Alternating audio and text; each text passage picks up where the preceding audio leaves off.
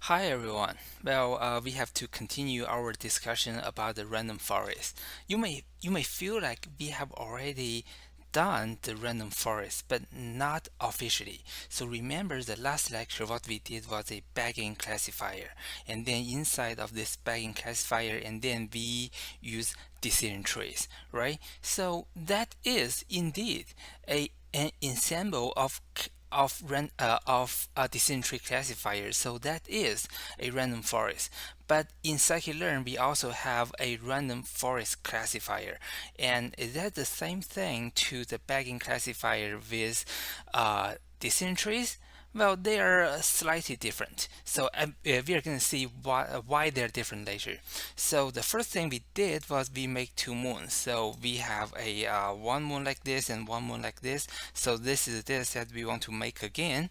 And after that, we create a random forest classifier. And again, we specify the n estimator to be 500.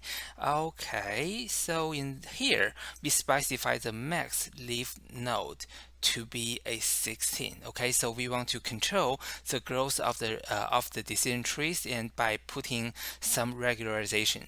And after that we fit and then we make the prediction and we got the accuracy score. So it seems that it's really what we have done before with the bagging classifier, and inside we have decision trees. But there are something more. So remember when we are doing the bagging classifiers, we try to pick part of the training dataset as the training dataset for each of the tree, right? So we did a comparison between picking 30% of the dataset versus picking 90% of the dataset, and we find that picking 30% of the dataset was actually better. But anyhow, we only pick part of the training dataset to send to each of the decision tree.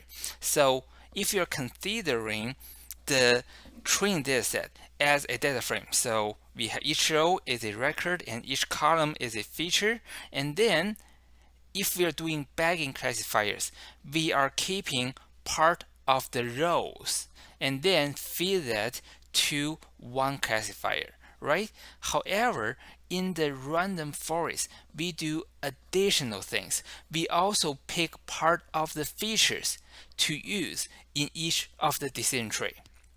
So let me say it again. So in the decision tree classifier, we pick part of the features and we pick part of the dataset to train each of the decision tree. So why do we do that? So remember, when we are talking about the wisdom of the crowd, it is very important that each individual, each predictors are individual. That's very important. So they should all be independent. And to make them really independent, in the bagging classifier, we have already picked part of the dataset to train each of the decision tree. However, in the random forest, we also pick part of the columns. So how do we do that? So here is the max feature. That is the hyperparameter we can control to train each of the decision tree. How many features do we consider? And by default, it is auto, and auto means we only pick the max square root of the number of the features for each of the decision tree.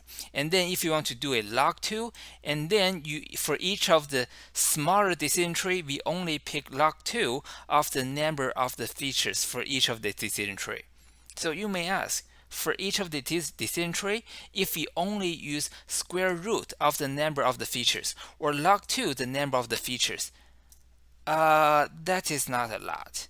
Definitely not a lot. This means we may end up with many bad decision trees, or we can say big decision trees, but that's okay. Well, for many of them they are bad, but however we are trusting the wisdom of the crowd.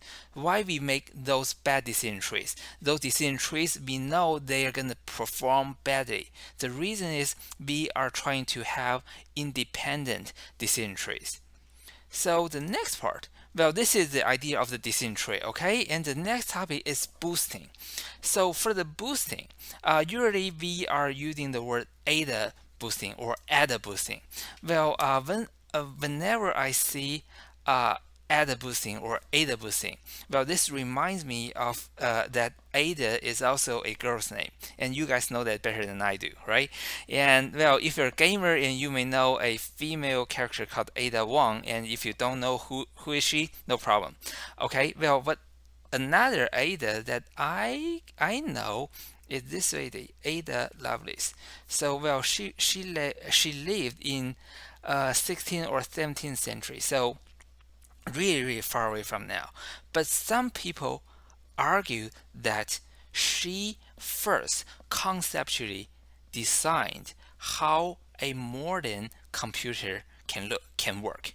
Okay, so in her articles and papers, she proposed that there should be a mechanism of the of a machine which can handle logic operators and control of flow. So she was the first person people know has proposed this kind of conceptual machines. Well, she didn't build the first computer, but she first proposed the idea of what a computer should be able to do. Okay, so well, she is in the world of mathematics and computer science. Well, well, that is a big name.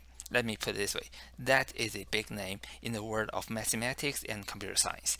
Well, and so I always encourage my students. Well, it doesn't matter if you're a male or female. You can do computer science and you can do math. Well, that's it. There's no data science or computer science. Well, it's not a major for guys or girls only. Well, everyone can do that. Okay, so Adaboost. So what is Adaboost? Well, Adaboost is not really invented by Ada Lovelace. Well, I just introduced her because, well, this is the person I want to let you know about.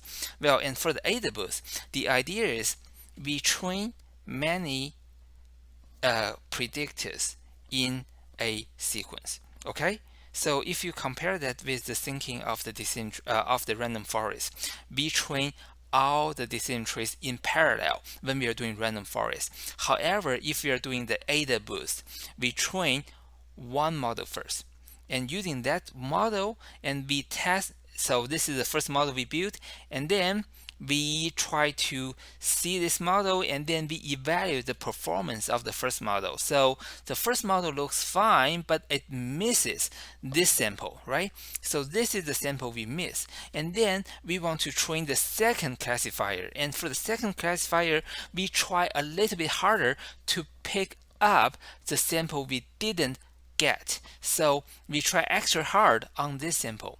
So next we want to do a evaluation, and then we find, okay, we did pick up this sample, however we misclassify a few more. So we are training a sequence of the predictors, and for each of the predictor it tries to pick up the misclassified sample in its predecessor. Okay, so we train one, and then we evaluate that, and we try extra harder to pick up the misclassified samples in the next classifier. So after we finish training that sequence of the classifiers, so eventually, remember this, eventually all the classifiers will be used in making the decisions. Okay, that part is kind of similar to decision tree. So decision tree, we train all the trees in parallel. However, in the Adaboost, we train one, and then we evaluate the result, and then we train the next one. So all the predictors are trained in sequences. And another difference between Adaboost and the random forest is that for the Adaboost, not all the models are going to be treated equally when they vote finally. Okay, so for example, in the first classifier, and we know the first classifier misclassified one. However, the first classifier only missed one. However, if you see the second classifier missed 4 or 3, right? So you know that the first classifier is slightly better than the second one. So if you have a new sample, and then you are going to send this new sample to all the predictors inside this Adaboost. However, you know the first model is a little bit better than the second model, so you're gonna give a little bit more weight on the first model. So you are going to do a weighted voting in this case. However, in the decision tree, we are going to treat all the models, all the decision in the random forest, we are going to treat all the decision trees equally, right? So that is another difference. Okay, so for the Adaboost, there is a very important part: control how hard we want to correct the model to pick up a few more misclassified samples. And that hyperparameter is called learning rate, and that is probably the most important one. So if you see the image on the left side, and you have the 1, 2, and 3, right? So 1 is the boundary of the first model, and remember that is a 2 moons. So in the first model, we misclassify a lot. So we want to tweak the decision boundary a little bit to pick up a little bit more of the misclassified samples. So we have the line 2 and line 3. That is the model for the second and for the third round. And we are using the learning rate to be 1. And if we use the learning rate to be 0.5, and you can see, well, it is still improving. It's still picking up more misclassified samples. However, the pace of improving, or the pace of picking up more samples, will be slower, right? So this is the difference between using a high learning rate versus a low learning rate. So this is how we can do a Adaboost classifier. So inside the Adaboost classifier, again, we are using decision tree, and this is the important part. So the max depth is 1. So max depth is 1. What does that mean?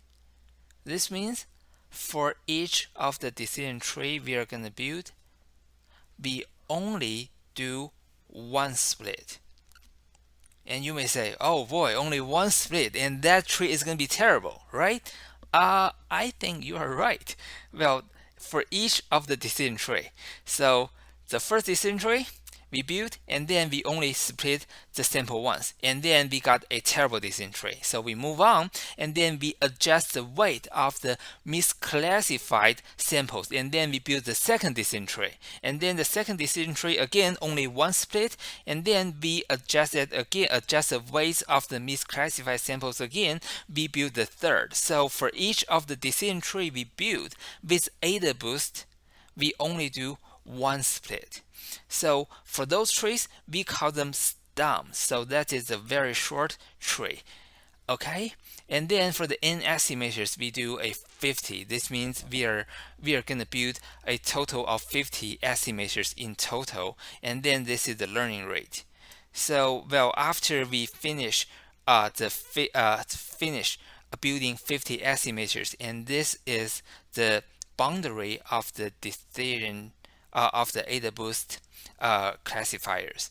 Okay, so I think this is what I want to cover, and here are a few questions I want to discuss with you. So number one, Adaboost and the random forest are both group of weak decision trees, and what are the difference between Adaboost with decision trees and random forest? Okay, that's the first question. And the second one is, well, in our textbook it says there's a trade-off between learning rate and n estimator. So learning rate is here, and then n estimator is here. So those are two parameters we definitely want to specify. So how do you explain the trade-off between the learning rate and the n estimators? And the last question is, which one is more sensitive to noise data, Adaboost or random forest? Okay, so think about those three questions, and I will see you guys in the next video.